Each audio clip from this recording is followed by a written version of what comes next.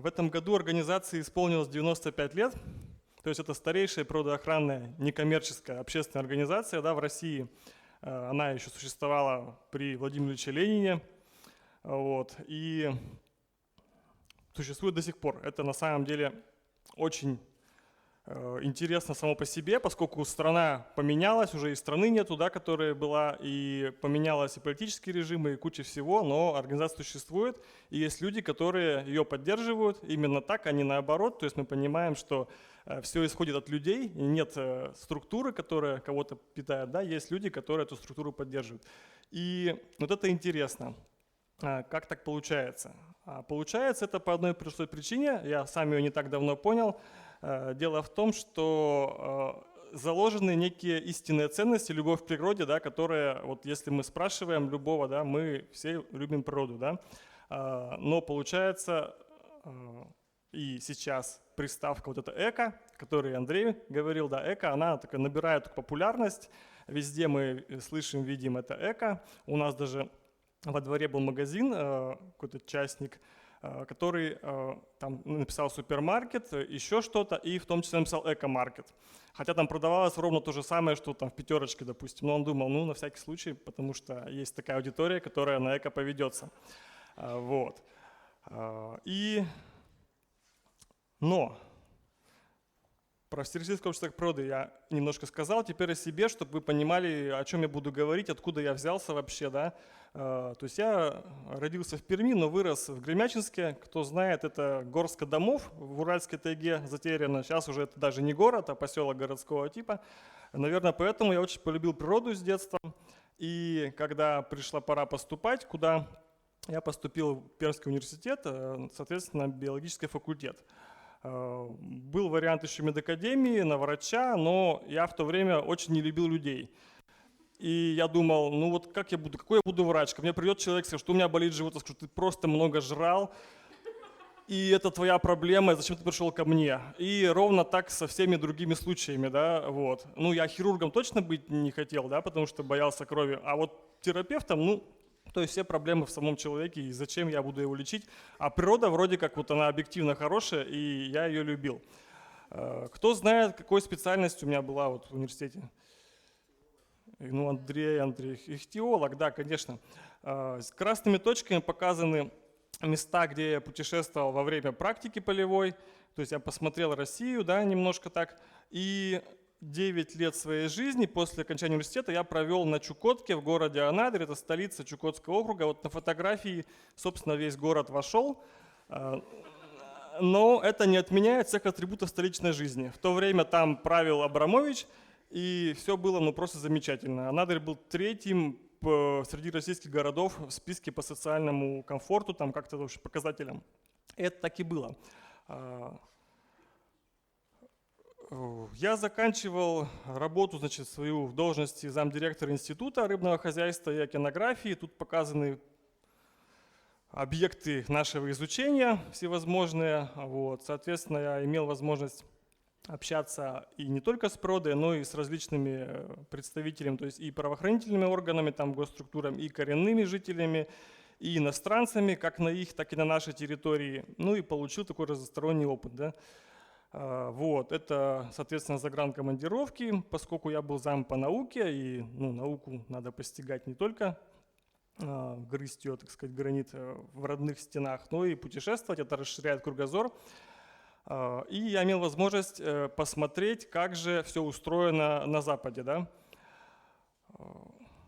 Вот. В 2017 году я вернулся в Пермь и, соответственно, 3 года копил некие мысли о том, чем же дальше заниматься. Я не работал, мог себе это позволить. Вот. Но в 2017 году понял, что пора чем-то таким уже заняться, где бы сходились все точки моих интересов. А это любовь к природе, любовь к людям, да, я полюбил людей, вот, к детям, это бизнес, да, и различные другие сферы, которые все удачно сошлись в уставе Всероссийского общества охраны природы. Вот. Сначала думали изобрести что-то свое, но потом подумали, ну вот есть же готовое, да. Здесь в прошлом году мы отмечали 60 лет нашего Пермского краевого отделения в парке Горького. Тут на фото вот и Андрей есть, да, вот. И о чем я хотел дальше рассказать? О том, что у нас много волонтеров, которые приходят, у них горят глаза, они хотят помочь, но часто, сталкиваясь с реальностью российской особенно, они понимают, что что-то не работает, они могут таким образом выгореть, да, столкнувшись с трудностями. И здесь очень важно понимать причины. То есть они все мечтают о неком светлом будущем, вот, как это все устроено, когда животные не боятся человека, когда везде чисто, никто не мусорит, чиновники правильные, бизнес правильный, то есть все хорошо. Они мечтают. Но вот эти наши мечты о будущем, да, оказывается, что они где-то стали настоящим. Вот. Но чего же не хватает? Вот смотрите, здесь у нас разные уровни показаны, да, то есть леса у нас вырубаются в Сибири, да, учителя у нас не всегда говорят об экологическом просвещении, вот как уважаемый мной Дмитрий Нагиев, да. Мусор у нас не переводится, несмотря на многочисленные мероприятия. Застройщики вот, строят неправильно, ну и так далее. Чего не хватает? А чего не хватает, я вас прошу, у нас. Андрей точно знает, но он не скажет. Вот это замкнутый круг, который надо как-то разомкнуть. Вот, экологическая культура.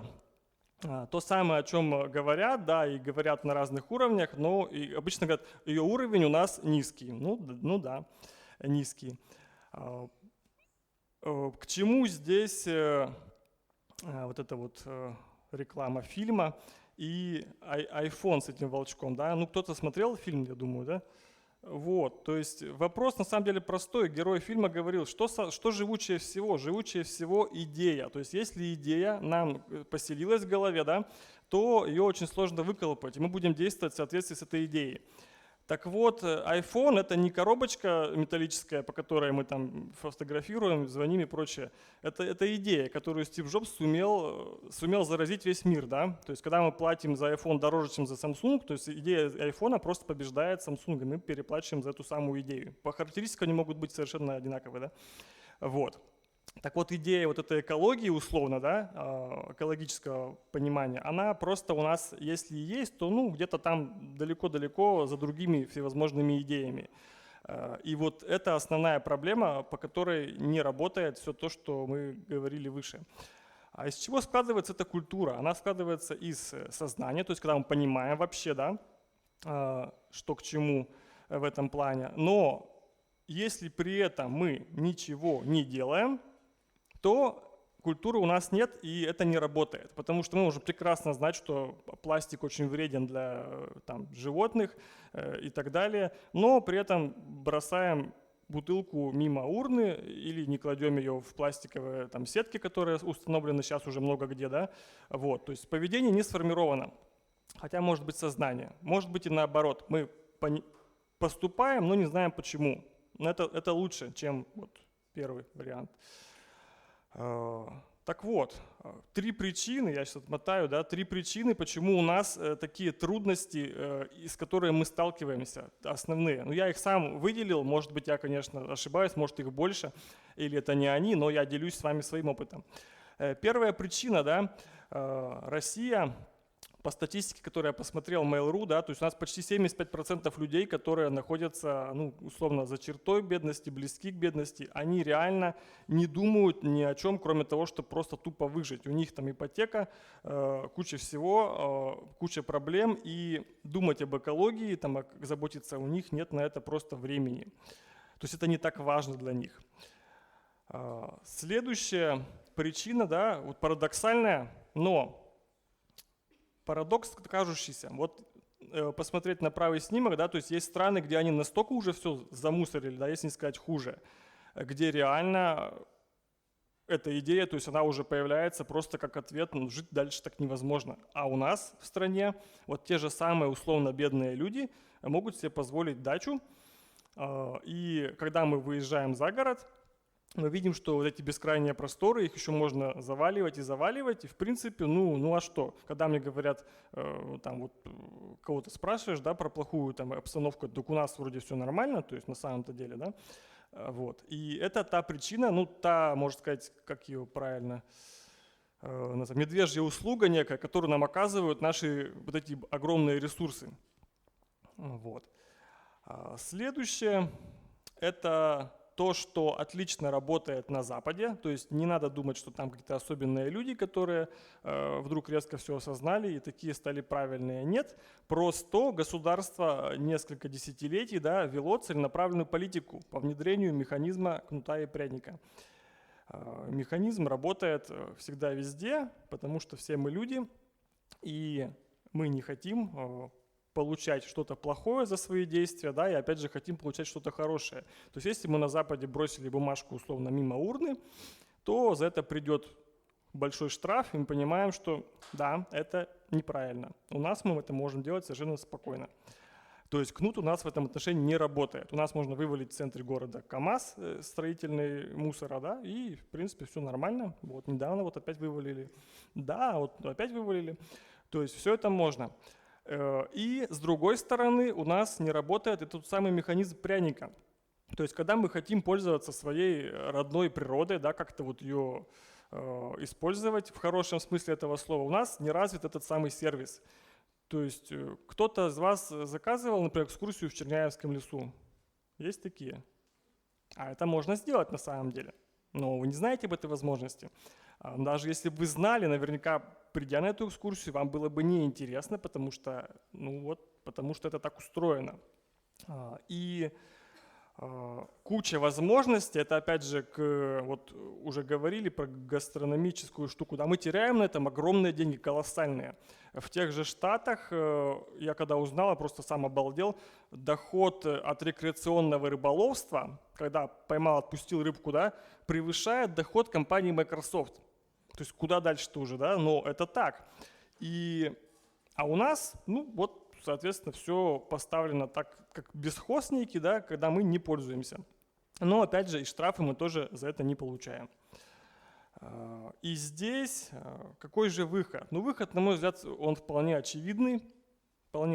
Это, собственно, способствовать этому самому кнуту и печь пряники. То есть это внедрение экологических идей через экономику, то есть это рабочий механизм. И надо делать также это интересно, творчески, так, чтобы это реально заходило до потребителей. Потому что иначе может сложиться впечатление, что эта вся экологическая деятельность, она просто неинтересная. И занимаются этим какие-то улетевшие активисты, не вполне нормальные. К сожалению, такое тоже представление есть. Причем способствовать кнуту на самом деле довольно сложно, хотя сейчас появляются ресурсы, которые реально работают. Например, портал «Управляем вместе» придумал Решетников, то есть он в принципе работает. То есть мы можем сообщить о какой-то проблеме, и ее в большинстве случаев, наверное, устранят. Но есть другие, опять же, инициативы, которые совершенно не работают. Например, Институт общественных инспекторов. Есть такой, слышали про общественных инспекторов? То есть каждый может стать общественным инспектором, сдать там экзамен, получить корочки и пойти людям говорить: ай-яй-яй, ты делаешь нехорошо, но по факту больше ничего ты сделать и не можешь. То есть и поэтому это не заходит. То есть способствовать кнуту довольно сложно. Какой здесь нюанс? От чего еще предостерегают, и у нас это плохо приживается. Надо понимать, что на Западе тотальная слежка, то есть все следят за всеми и стучат друг на друга. То есть это развитие гражданского общества такое.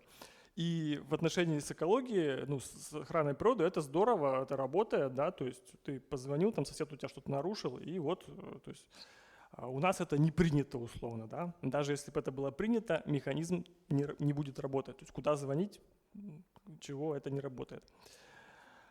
Причем здесь Российское общество охраны природы. При том, что, соответственно, я в 2017 году, придя к управлению этой организацией, поставил себе такую некую глобальную задачу это как-то внедрять. И сейчас у нас есть разные направления, в которых мы стараемся это сделать действительно интересно, здорово и коммерчески выгодно в том числе. Кратко о направлениях. То есть это экоуроки, экскурсии на природной территории. То есть когда мы можем рассказать детям или взрослым о тех явлениях природы, о той важности ее сохранения, которые будет подано интересно, впечатление положительное, и, соответственно, формируется та самая экологическая культура. Это внедрение вот этого раздельного сбора. Ну, собственно, Андрей Квиткин сказал про проект «Чистые игры», да? Сказал же, Андрей? Не сказал. Ну, было написано. Ну, то есть мы стараемся поддерживать те проекты, которые связаны, ну, в том числе с раздельным сбором, те реально интересные, хорошие инициативы, и помогать всячески их реализации. То есть, ну, чистым играм помогать в целом, может быть, уже и не стоит, там уже свыше дана отмашка, да, но в частности здесь на местах, да, это требуется. Также проект «Экодвор», который реализуется у нас в крае в том числе, то есть это все проекты, связанные с внедрением раздельного сбора.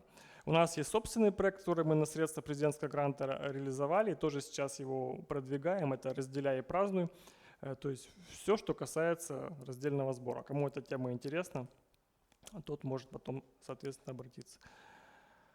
Следующий – это экотуризм, экопродукция. Вот опять пресловутая приставка «эко», да, говорится, что у нас есть и то, и другое, но по факту этого нет. Потому что то, что называется экотуризмом, это просто отдых на природе условно, там это бухатуры некие, когда люди сплавляются, говорят, посмотрите, это камень, там Ермак, а это вот еще что-то, да, но это не экотуризм, это отдых на природе.